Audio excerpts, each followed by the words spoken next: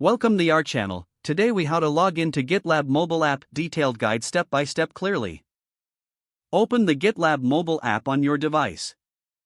Tap on the login button located on the welcome screen. Enter your GitLab username or email address in the designated field. Next, input your password carefully. If you want the app to remember your login details, check the Remember Me option. Once you have entered your credentials, tap on the login button. If you have two-factor authentication enabled, you will be prompted to enter your authentication code. Retrieve your code from your authentication app or SMS. Input the code in the provided field and confirm. After successful authentication, you will be directed to your GitLab dashboard. Explore the features and functionalities available to you within the app. If you face any issues during the login process, double-check your credentials for accuracy. For further assistance, visit GitLab's official support or community forums. Enjoy using the GitLab mobile app to manage your projects on the go.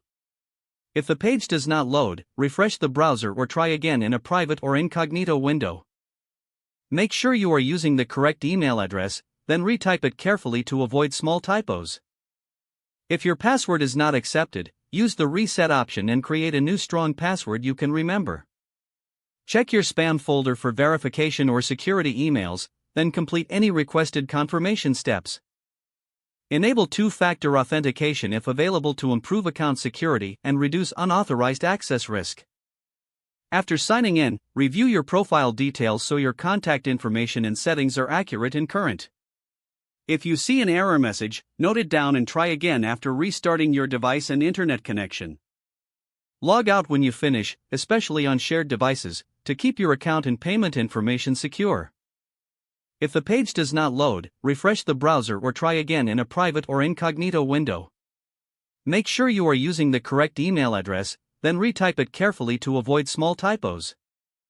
If your password is not accepted, use the reset option and create a new strong password you can remember.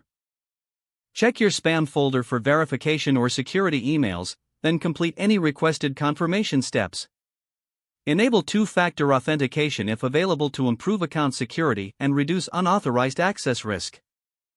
After signing in, review your profile details so your contact information and settings are accurate and current.